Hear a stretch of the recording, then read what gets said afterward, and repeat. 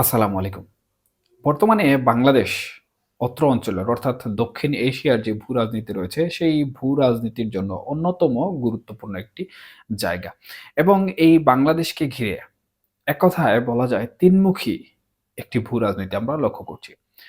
এমনকি এখানে আমেরিকা, চীন, মিয়ানমার, ভারত সহ আরো বেশ কিছু পরাশক্তি কিন্তু দৃশ্যমান অথবা অদৃশ্যতভাবে কাজ করে যাচ্ছে।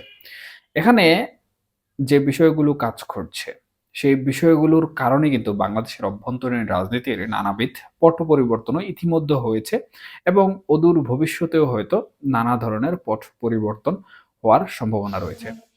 এই যে সম্প্রতি সেনাবাহিনী এবং আমেরিকার যে নৌ ঘাঁটি বা সামরিক ঘাঁটির প্রধান রয়েছেন, তাদের সাথে বৈঠক অনুষ্ঠিত হলো বা তারা বাংলাদেশে আসলেন এবং তাদের সাথে বৈঠক করলেন।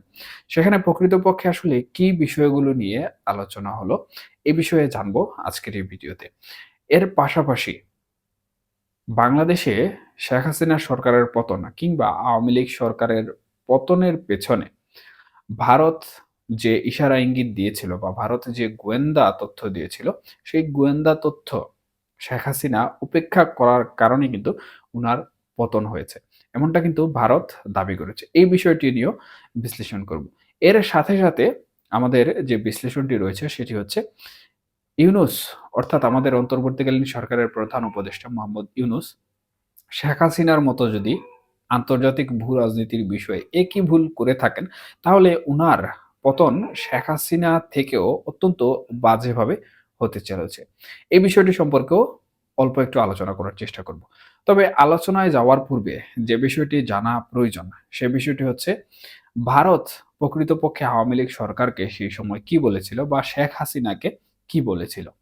সম্প্রতি ভারতে তাদের যে সংসদীয় কমিটির বৈঠক অনুষ্ঠিত হয়েছে, সেই বৈঠক থেকে প্রাপ্ত তথ্য মতে এবং গণমাধ্যম সমূহের মধ্যে আসা মূল যে হেডিংটি বা মূল যে পিক পয়েন্ট রয়েছে, সেই পিক পয়েন্টটি হচ্ছে ভারত শেখ হাসিনা সরকারের পতনের যে আন্দোলন দেশে অনুষ্ঠিত হচ্ছে কিংবা এই আন্দোলনের মাধ্যমে শেখ হাসিনার পতন হবে, আওয়ামী লীগ সরকারের পতন হবে অথবা দেশে একটি অভ্যুত্থান সংগঠিত হতে যাচ্ছে। এই বিষয়ে কিন্তু আগাম তারা গোয়েন্দা তথ্য পেয়েছিল। অর্থাৎ গোয়েন্দা সূত্র থেকে তারা এই বিষয়টি সম্পর্কে আগাম বার্তা পেয়েছিল।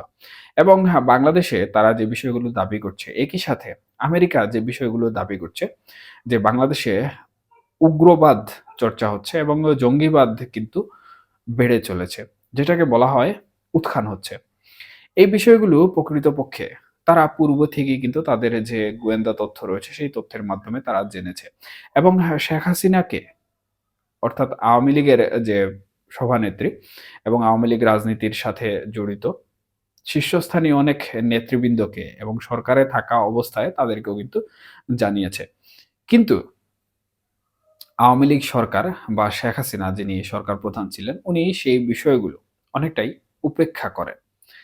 এবং সম্প্রতি যে সংসদীয় বৈঠকটি অনুষ্ঠিত হয়েছে ভারতের, সেখানে ভারতের পররাষ্ট্রমন্ত্রী এই তথ্যগুলো কিন্তু গণমাধ্যমে জানিয়েছেন। তবে গণমাধ্যমের বাইরে যে বিষয়গুলো উঠে এসেছে, অর্থাৎ আমাদের যে একান্ত তথ্যসমূহ রয়েছে, সেই তথ্যসমূহের মধ্যে কিন্তু এই যে জঙ্গিবাদ থেকে শুরু করে বিভিন্ন বিষয় এবং আন্দোলনটি প্রকৃতপক্ষে কারা নিয়ন্ত্রণ করছে, কাদের ইশারায় হচ্ছে, কোন বিষয়ের প্রভাবে হচ্ছে, কিসের জন্য হচ্ছে, এই বিষয়গুলো কিন্তু বেশ ভালোভাবেই উঠে এসেছে। তবে এই যে ভূ-রাজনীতি রয়েছে, এই ভূ-রাজনীতি কিন্তু অত্যন্ত গুরুত্বপূর্ণ ভূমিকা পালন করেছে। আমি ১ম এ বলেছি বাংলাদেশ অত্যন্ত গুরুত্বপূর্ণ একটি জায়গা এবং বাংলাদেশকে ঘিরে এক প্রকার তিনমুখী ভূ-রাজনীতি চলছে। যেটি আন্তর্জাতিকভাবে শুরু করে বাংলাদেশের স্থানীয়ভাবে কিন্তু নানা ধরনের পট পরিবর্তন করে দিচ্ছে। এখন এই যে আন্তর্জাতিক ভূ-রাজনীতি রয়েছে, সেই আন্তর্জাতিক ভূ-রাজনীতিতে কারা আসলে কি চাচ্ছে? দেখুন, মিয়ানমারে যে বিষয়টি ঘটছে, মিয়ানমারে রাখাইন রাজ্য এবং জান্তা সেনাবাহিনীর মধ্যে যে হট্টগোল চলছে, সেটি কিন্তু বেশ কয়েক বছর ধরে চলছে। এর ফলশ্রুতিতে মিয়ানমার বর্তমানে কিন্তু এক ধরনের বিশৃঙ্খলিত অবস্থা রয়েছে এবং মিয়ানমারে যে সকল বিষয়বস্তু রয়েছে, সেই বিষয়বস্তু যদি আমেরিকা নিয়ন্ত্রণ করতে পারে, তাহলে আমেরিকার পক্ষে এখানে চীনকে অনেকভাবেই কিন্তু নিয়ন্ত্রণ করা সম্ভব। সুতরাং আমেরিকা মূলত চায় যে এই মিয়ানমার সহ বাংলাদেশের কিছু অংশ তাদের নিয়ন্ত্রণে চলে আসুক। নিয়ন্ত্রণে থাকা বলতে আমেরিকার সামরিক ঘাঁটি বিশ্বের বিভিন্ন দেশে রয়েছে, এটি আপনারা সবাই জানেন। এবং সেই সকল সামরিক ঘাঁটি থেকেই কিন্তু সেই সকল দেশসমূহ আশপাশের যারা রয়েছে তাদেরকে বিভিন্নভাবে নজরদারিতে রাখা হয়, নিয়ন্ত্রণ করা হয়। সেই হিসাবে দক্ষিণ এশিয়ার মধ্যে চীন যেহেতু আমেরিকার এবং ভারতের এক প্রকার অনেক বড় শত্রু শক্তি, তাই আমেরিকা কোনোভাবেই কিন্তু চায় না যে এই মিয়ানমার এবং বাংলাদেশের গুরুত্বপূর্ণ যে অংশ সেন্ট মার্টিন সহ এগুলো কোনোভাবেই চীনের আওতাভুক্ত হয়ে যাক। অর্থাৎ এখানে চীনের কোনো ধরনের আধিপত্য তারা সহ্য করতে পারবে না বা মেনে নিতে পারবে না। যদি চীন এখানে আধিপত্য বিস্তার করে তাহলে ভারত কেন্দ্রিক আমেরিকাপন্থী যে শাসন ব্যবস্থা রয়েছে সেটি কিন্তু অনেকটাই দুর্বল হয়ে যাবে।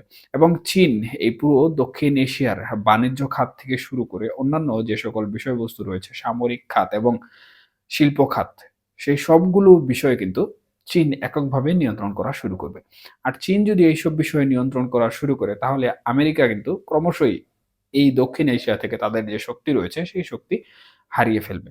এবং হ্যাঁ, চীন ভারতের সাথে তাদের যে সীমান্তবর্তী এলাকা নিয়ে যে দাঙ্গা কলহ রয়েছে সেটিও কিন্তু অনেকটাই নিয়ন্ত্রণ করে ফেলবে। যার ফলশ্রুতিতে এখানে ভারতের যে সেভেন সিস্টার রয়েছে, সেভেন সিস্টার ছাড়াও অন্যান্য যে সকল বিষয়বস্তু রয়েছে, সেই সকল বিষয়বস্তু কিন্তু ভারতের নিয়ন্ত্রণের বাইরে চলে যাবে। যার ফলশ্রুতিতে ভারতও কোনোভাবে এটি চায় না যে মিয়ানমার এবং বাংলাদেশের যে গুরুত্বপূর্ণ অঞ্চলসমূহ রয়েছে, সেই গুরুত্বপূর্ণ অঞ্চলসমূহ কোনোভাবে চীনের আধিপত্যে চলে যাক। যার ফলশ্রুতিতে তারা কিন্তু আমেরিকাকে সর্বোচ্চ সাহায্য করছে এবং তাদের মধ্যকার যে আধিপত্য রয়েছে, সেই আধিপত্য বিস্তার করার চেষ্টা করছে। এখন এই যে সেনাবাহিনীর ঊর্ধ্বতন কর্মকর্তারা বাংলাদেশ সফর করলেন এবং বাংলাদেশ সেনাবাহিনীর সাথে বৈঠক করলেন। এখানে মূলত যে বিষয়গুলো নিয়ে কথা হয়েছে সেটি হচ্ছে রোহিঙ্গা ইস্যু এবং মিয়ানমার ইস্যু। এবং এই বিষয়গুলোর মাধ্যমেই কিন্তু সর্বোপরি জাতিসংঘর যে মহাসচিব বাংলাদেশে এসেছিলেন, সেই জাতিসংঘের মহাসচিবও কিন্তু মিয়ানমারকে সাহায্য সহযোগিতা করার জন্য বাংলাদেশের অভ্যন্তরীণ থেকে একটি করিডোর প্রস্তাব করেছেন।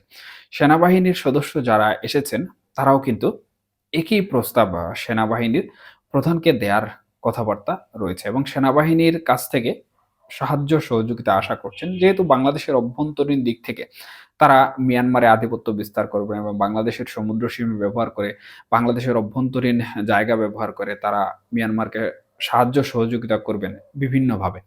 আমি প্রেক্ষাপটগুলো এখানে আলোচনা করছি না। মূলত বুঝে নিতে হবে যে কোন বিষয়ে আমেরিকা এখানে সাহায্য করতে পারে চীনকে পরাজিত করার জন্য।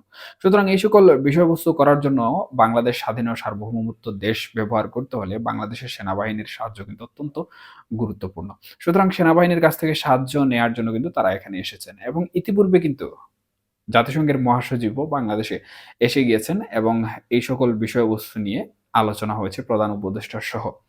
আমাদের সেনাবাহিনীর প্রধান সহ যারা দায়িত্বরত রয়েছেন এই সকল বিষয়ে বর্তমানে তাদের সাথে। এই বিষয়গুলো নিয়ে কিন্তু তৎকালীন প্রধানমন্ত্রী শেখ হাসিনার সাথেও কথাবার্তা হয়েছিল। কিন্তু শেখ হাসিনা প্রকৃতপক্ষে এই বিষয়গুলো অনেকটাই উপেক্ষা করে গিয়েছেন। যার ফলশ্রুতিতে শেখ হাসিনাকে কিন্তু এই আন্তর্জাতিক ভূ-রাজনীতির প্রভাবে তাদের যে ক্ষমতা ছিল সেই ক্ষমতা কিন্তু হারাতে হয়েছে। এখন অন্তর্বর্তীকালীন সরকারের প্রধান উপদেষ্টা মোহাম্মদ ইউনূস যতদিন পর্যন্ত নির্বাচন দিচ্ছে না ততদিন পর্যন্ত কিন্তু উনার নিয়ন্ত্রণে এই সকল বিষয়বস্তু রয়েছে। এই সুবাদে আমেরিকা যে চাল চালতে চাচ্ছে বা যে বিষয়গুলো করতে চাচ্ছে সেগুলো কিন্তু বাস্তবায়ন করার জন্য তারা সর্বোচ্চ চেষ্টা করে যাচ্ছে।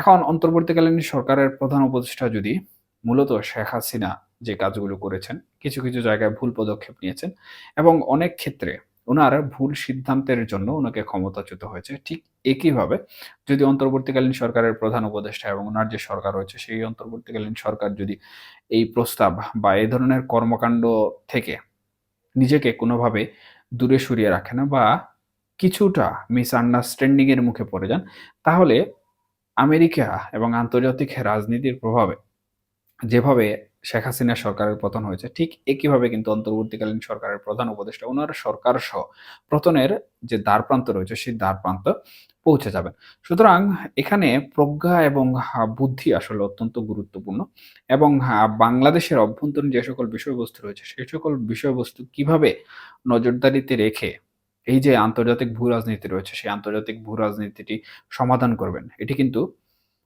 প্রধান উপদেষ্টা মোহাম্মদ ইউনূস অনেকটা বিচক্ষণ দৃষ্টিতে দেখার চেষ্টা করবেন। তবে এই বিষয়ে যদি ব্যর্থতা চলে আসে এবং অন্তর্বর্তীকালীন সরকারের প্রধান উপদেষ্টা সহ উনার যে সরকার রয়েছে, সেই সরকারটি কোনোভাবে পতিত হয়ে যায়, তাহলে বিকল্প হিসাবে এখানে আমার মনে হচ্ছে যে আওয়ামী লীগ সরকার পুনঃপ্রতিষ্ঠিত হওয়ার একটি ব্যবস্থা রয়েছে এবং আওয়ামী লীগ সরকার পুনঃপ্রতিষ্ঠিত যদি হয়ে যায়, তাহলে হয়তোবা শেখ হাসিনা বিগত দিন যে ভুলগুলো করেছিলেন, সেই ভুলগুলো শুধরে নিয়ে হয়তোবা উনার ক্ষমতাকে উনি প্রতিষ্ঠিত করতে পারবেন। তবে এটি শুধুমাত্র বিশ্লেষণের সুবিধার্থে, আপনাদের সকলের জ্ঞাতার্থে জানানো একটি ক্ষুদ্র জ্ঞান। হয়তোবা ভিন্ন কোনো রূপরেখাও হতে পারে। কারণ এই সকল অভ্যন্তরীণ বিষয়ে কিন্তু গোয়েন্দা তথ্য থেকেও কিন্তু অনেক বেশি জানা যায় না। ঘটনা ঘটার কিছু মুহূর্তে কিন্তু এই সকল বিষয়বস্তু জানা যায়। যেহেতু কূটনৈতিক বিচার বিশ্লেষণ, তাই এগুলা অনেকটাই গণমাধ্যমের বাইরে রাখা হয়।